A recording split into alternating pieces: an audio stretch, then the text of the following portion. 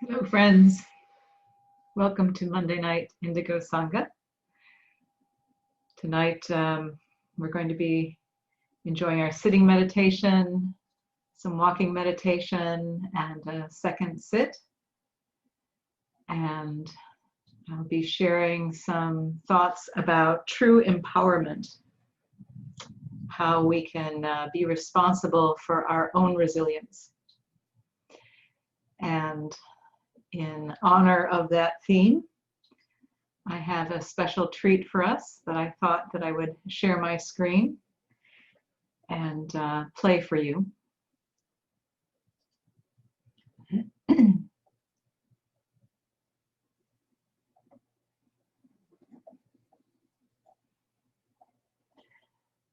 And let's see if I can do this. Here we go. This is from the group Rising Appalachia. Can you all see this happening? Thumbs up. Hasn't quite started yet, but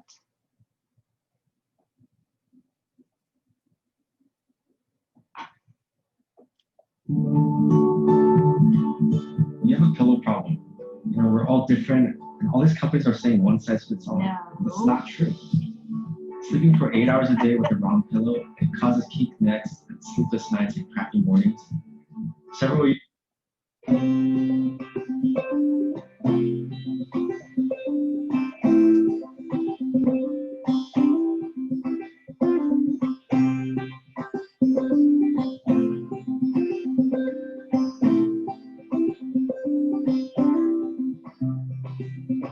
I am resilient. I trust the movement. I negate the chaos. Uplift the negative. I'll show up at the table again and again and again. I'll close my mouth and learn to listen. Oh, oh, oh, oh. Oh, oh, oh, oh.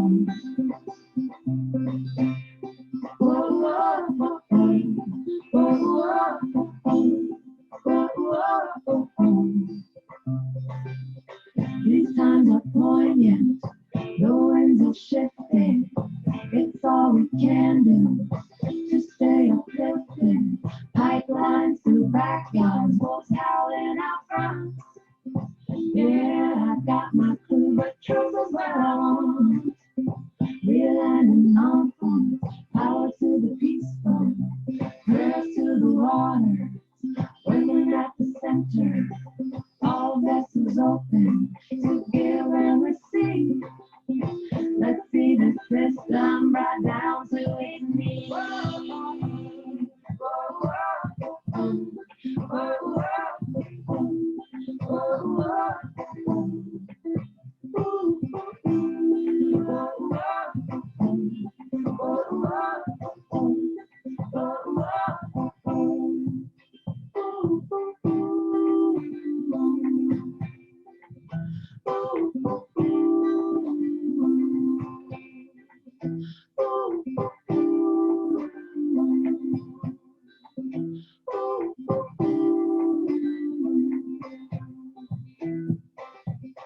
I'm made of thunder, I'm made of lightning, I'm made of dirt, yeah, made of the fine things. My father taught me that I'm a speck of dust and this world is made for me. So let's go and try our luck. See, I've got my roots down, down, down, down, down, down, down, down, down, deep. I got my roots down, down, down, down, down, down, down, down, down, down, down, deep. I got my roots down, down, down deep. I got my roots down, down, down deep. So what are we doing here? What has been done? What are you gonna do about it when the world comes undone? My voice was tiny, and I'm sure so is yours. Put us all together, make a mighty roar.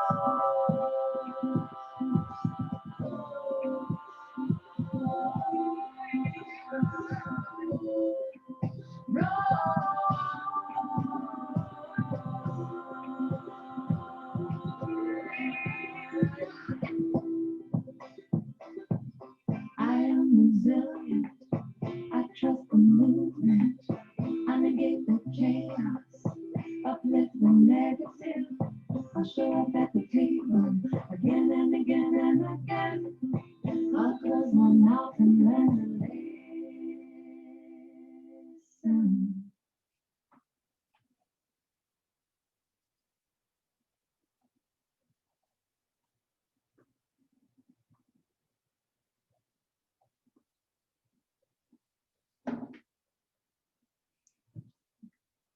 That was Resilient by Raising Appalachia.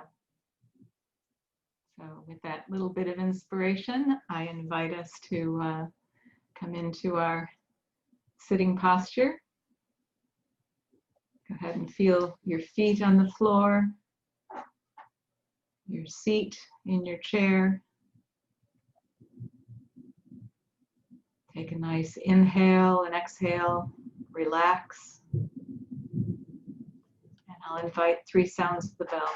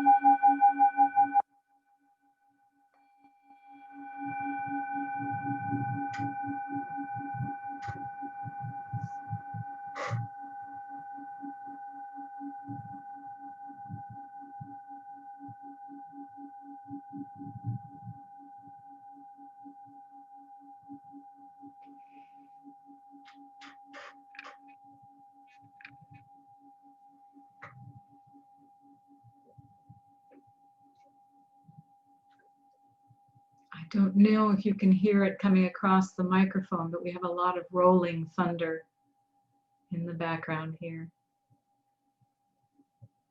So I'm going to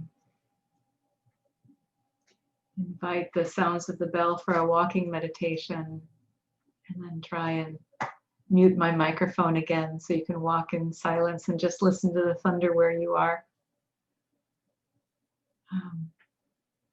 The first sound of the bell will rise. The second sound will bow to one another to honor the capacity in each of us for enlightenment. And then on the third sound of the bell, we'll begin taking our peaceful steps on the earth as we are able. If it's too difficult to walk, no worries. You can just enjoy another sitting meditation. That's perfectly all right. And as we walk, you might want to say, yes, thank you. Yes, thank you.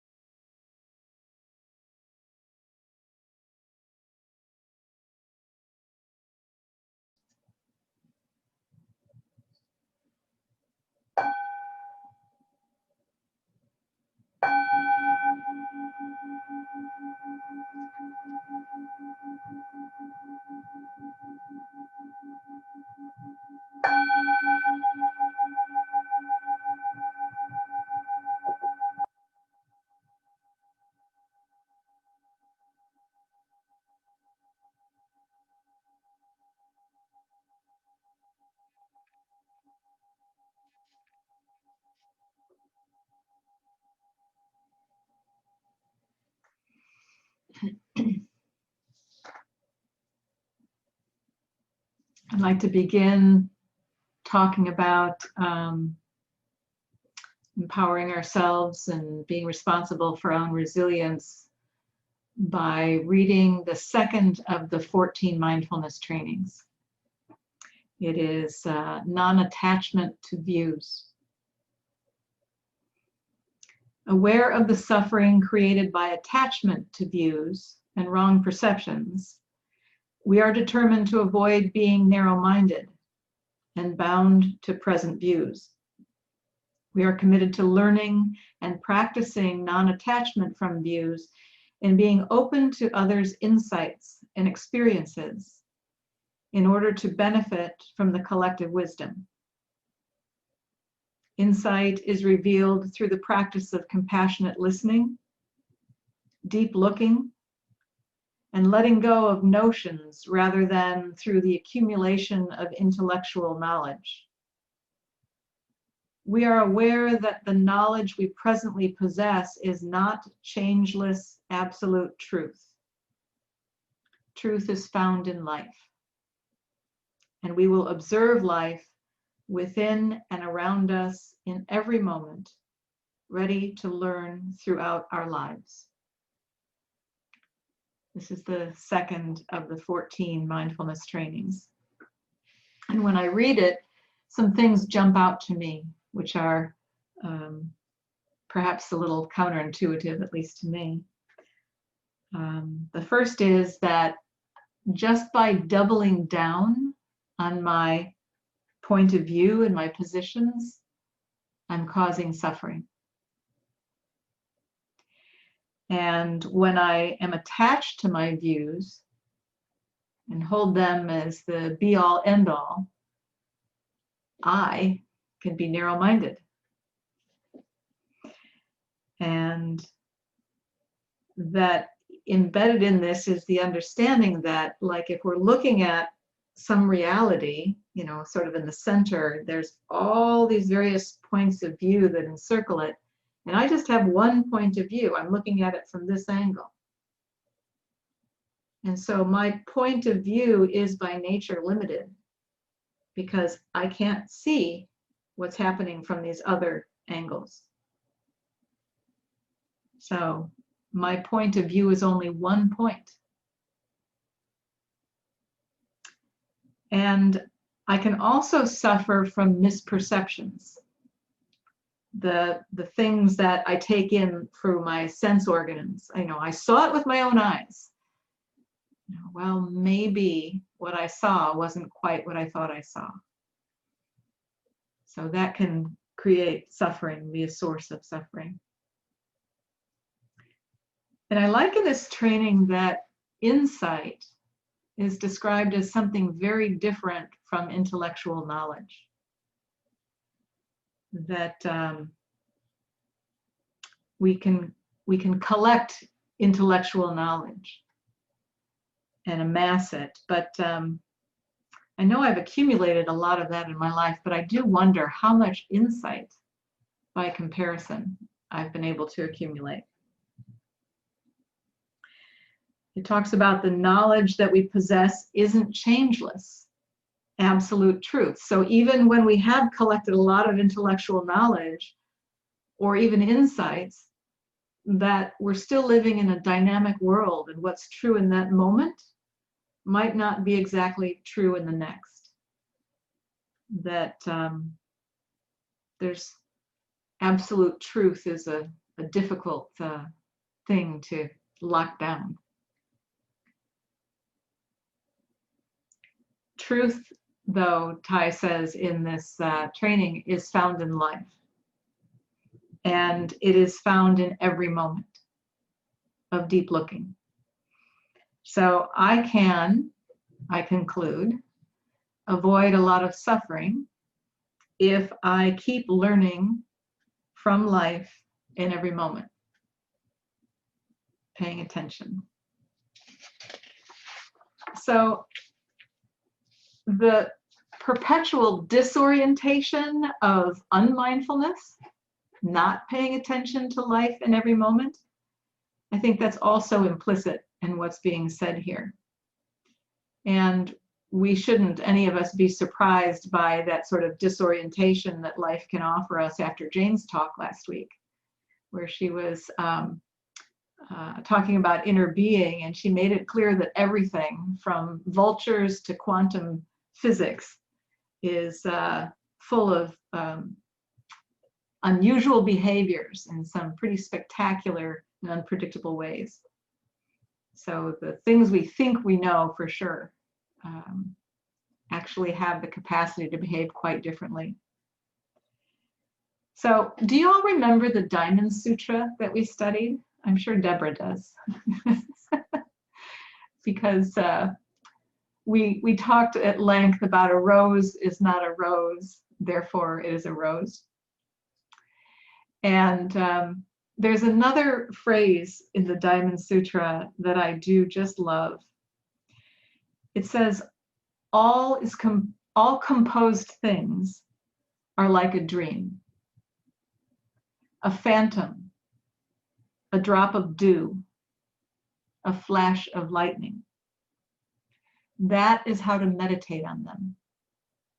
That is how to observe them. So all composed things in reality are like a drop of dew or a flash of lightning. We're living in a time where things are changing fast and it's disorienting. But the practice is telling us that we can allow things to change and to evolve because life is always doing that. You know, we know that from the teachings, that everything is impermanent. But right now, you know, we've got the pandemic, we've got this political shifting that's happening, we've got the economic chaos, we've got the reality of injustice rising in our collective consciousness in new ways. And we've got very weird things happening in the climate with fires in California and double hurricanes in the Gulf and on and on. So if we're paying attention, we can be really disoriented. And what we thought we knew about our country and about nature and about each other, it's merely a dream. And our confidence might be wavering about our resilience and our own capacity to absorb the shock of change while maintaining the essence of ourselves and what we cherish. It's sort of the definition of resilience, to absorb the shocks while maintaining the essence of what we hold dear. So how do we keep from going adrift when even the pillars that are supporting life as we know it are mere phantoms and starting to turn into other dynamic forms? Well, I like to hold my intellectual knowledge loosely and my perceptions loosely and find truth in life moment to moment through practice. So practice is where I go to cultivate resilience. And I do want to give a caveat to this. Mindfulness practice is how I take responsibility for my resilience. But I do want to honor and just say out loud the luck that I've had coming into contact with these teachings, and the luck that I've had of my birth. So I have had a tremendous amount of privilege that is really unearned advantages that I benefit from, that others may not benefit from, or that my benefit might even be at the detriment to others. So just because of the way that the system that we live in is skewed. Some of those things that make my mindfulness practice a little more accessible to me is my able-bodiedness, I'm cisgendered, and I'm straight. I have a history of good mental health, and I am neurotypical. I'm white. I grew up in the middle class, and now I'm comfortably retired. I have a stable home environment with stable transportation and housing, and so I don't need to spend a lot of my energy navigating the hardships of a life at society's margins. So being resilient may be easier for me and for many of us than it is for others. It's just something to consider, that is that this works differently for each of us, but I think nearly everyone can benefit from mindfulness practice and start taking responsibility for their own resilience. And for those who have causes and conditions that make that difficult, I think even most of them can take small steps on the path of personal resilience. So how do we do this? Well, we do a lot of things here together that are the basic building blocks of cultivating our own stability. And that's formal meditation, and we talk about practicing mindfulness throughout the day. We are part of a Sangha, so we have friends on the path. We have teachers. We listen to Dharma offerings, either live or recorded, that are available online. We read texts. We can attend retreats. We study the 5 and the 14 mindfulness trainings. There's lots of tools, sutras that we can read, chanting that we can do. We can practice metta. We can abide in the 4 heavenly abodes of loving kindness and compassion and equanimity and joy, and more and more. I mean, there's just lots of things that we know to do that are the building blocks of this practice. But the question that I have is, what would it look like if you were fully committed to your own awakening and to your own resilience? What would that look like? Because in this tradition, there's no higher authority that's telling us that we have to do this or else. There's no gatekeeper that has to translate things for you. Everything is at your fingertips to access. So we don't have to look outside ourselves or depend on things necessarily outside of ourselves in order to create a commitment and to manifest action that moves us along and takes responsibility for our own resilience. So why am I, or perhaps you, not fully committed to my own enlightenment and awakening and resilience? Well, I ask it myself, do you really want to be free and stable? Or are you just going through the motions some days? Do you want to recognize and embrace your personal suffering in order to transform it? Or do you want to just stay comfortable and comforted? There are 5 hindrances that have been identified in the Buddhist eons. And those hindrances to our practice, to our enlightenment, include desire, aversion, sloth and torpor, restlessness, and doubt. So let me see, in what ways does desire get in the way of my practice and my own resilience? Well, sometimes I just want to be like everyone else. You know, ignorance is bliss, pretty much for a short term, but checking out for a while kind of feels good every once in a while. Sometimes I just desire sort of the carefree non-headache of my youth, where it didn't really feel like things had consequences. And you know, sometimes I just really want to eat meat or shop or focus on myself and indulge my senses and things like that. So, you know, there's these desires that I have just to like, oh, do whatever, right? And then what ways does aversion get in the way of my practice? You know, what am I pushing away that can be disruptive to mindfulness? Well, I can really resist strong emotions. There are some things like it can be a real horror show waking up to my privilege and seeing the harm that I have personally caused to Black, Indigenous, and people of color and differently abled people. It can be a nightmare letting in the reality of climate change and realizing my contribution to it.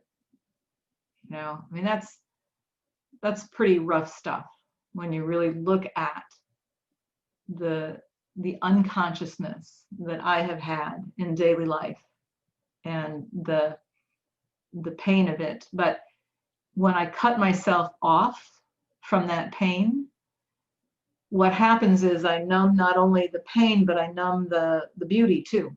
You know, you shrink what you're letting in. And it causes a little bit of loss of humanity. You know, your life becomes more narrow. So in what ways does sloth and torpor disrupt my practice? When I was a kid, and I know my mom's listening to this, she was a really good mom, but I had one summer, I think it was 1970, I think it was 11, and both my parents were working. I spent pretty much every day that summer sleeping late, getting up, eating a bag of chips, drinking Coca-Cola, and watching the Chicago Cubs. That was my summer. It was great. I had the best time. That was like my touchstone of sloth and torpor. You know, I could always go there and go, yeah, I did that once in my life. I got it. That's what that feels like. But I can be lazy about practice too. Whether or not I show up for my sitting or Sangha or retreats, just the quality of my mindfulness when I do sit. You know, do I kind of let my mind wander and go, oh, well, that, you know, that's what happens. I'll just be gentle with myself. Well, hello. I can actually do better. I can really focus on developing my concentration. I can study the Dharma through books and recordings. I can look deeply into the mindfulness trainings. You know, I have had times in my life where I've sort of coasted on my practice, going, Heather, you got this. You know what you're doing. And then the wheels start to come off. Because truth is found in life. And if I'm not paying attention, all of a sudden I'm not aligned with what's going on. So in what ways does restlessness get in the way of my practice? Well, I actually had to look up restlessness because I'm like, this is an interesting one. And basically, the definition I came up with is that it's anxiety or boredom that prevents us from settling down. And I actually have a lot of that. I can have real strong feelings of worry, self-loathing, fear, and anger. And I don't know if you're like me, but sometimes, you know, something will happen and the tape will start and I'll replay the event over and over again. It's like, well, those son of a guns should have done this differently.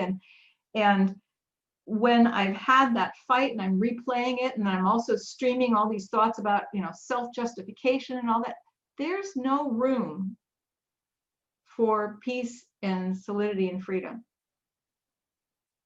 It's like that is a shared space that once that enters, practice isn't present. And it's not until I remember, oh, I do have a practice, that I can help to calm that down.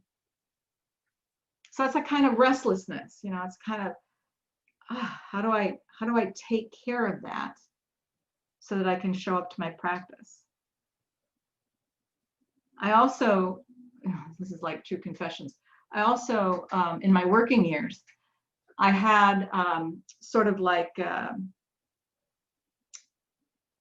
impatience mixing with ego, mixing with ambition, and that kind of equaled a dissatisfaction with what is happening in this moment. And that kind of chronic dissatisfaction is a type of boredom. It's like, oh, get on with it already. Come on, we can, let's change this. And in my nonprofit, I raised a lot of money to by selling an alternative vision of what could be. And as soon as that money arrived, well, then I had to deliver on that alternative vision. So there was this angst of having to manifest something that wasn't existing. And that was a churning restlessness that was caused by trying to make real on promises that actually, in retrospect, created a lot of unfocused time on the cushion. So I'm sure we all have, I hope we all have our stories, of how these things are affecting us. But perhaps one of the most difficult ones is doubt. Doubt as one of the hindrances, because I can have doubt about my practice, that whether or not I sit on this day, it might not really matter in the long run. I can doubt myself, that I might not actually really be able to follow through and seal the leaks of my forgetfulness, that I have enough to follow through, that I have enough skill, that I'm smart enough, that I'm talented enough, blah, blah, blah. I have doubt in others sometimes. We do this charming thing where we bow at the capacity of each of us to be fully enlightened. And are we believing that? Can we look at each other and really say, no, I actually know you can be fully enlightened? And sometimes that might be easier to know it in the people that are in our Sangha than it is about ourselves. But we each have that capacity. And then there's doubts about the world, that, oh gosh, well, will my actions really make a difference? Is love too soft to win the day? Is it too late for humankind? So there's all these nasty doubts that kind of fly around. And I wrote here in my notes, I wrote blah, blah, blah, blah, blah. There they are, blah, blah, blah, blah, sort of talking all the time. Meh, meh, meh, meh. So what? So what? I know with inner being too, these aren't just my hindrances. This is the hindrances of being alive, being a human. This is the world's hindrances. And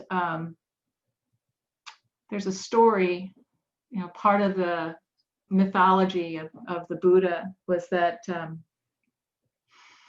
on the evening before the morning of his enlightenment, he was sitting under the Bodhi tree. And the king demon named Mara visited him. And he basically tempted him with all these hindrances. The hindrances of doubt and of desire and of all these aversions and sloth and rest, all of it was there. And then nothing was working. So Mara got really mad and he goes, well, who do you think you are? You are just a man, and I am the one that has, armies, and I am the one that has all of this capacity, this power. And you're just a man sitting under a tree. What makes you think you can be enlightened? Who's even going to notice if you're enlightened? And the Buddha had been sitting there completely solid, with total equanimity, with all this stuff was going on. He was just watching it.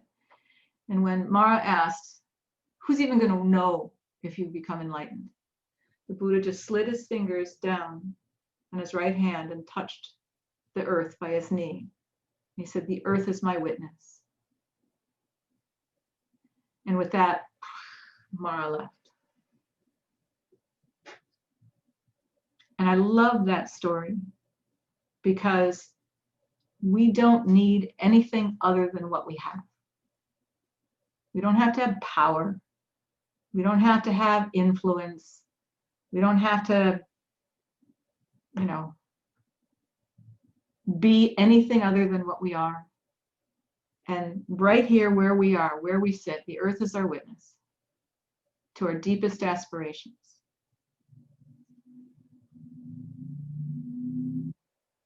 The Buddha took personal responsibility for his enlightenment,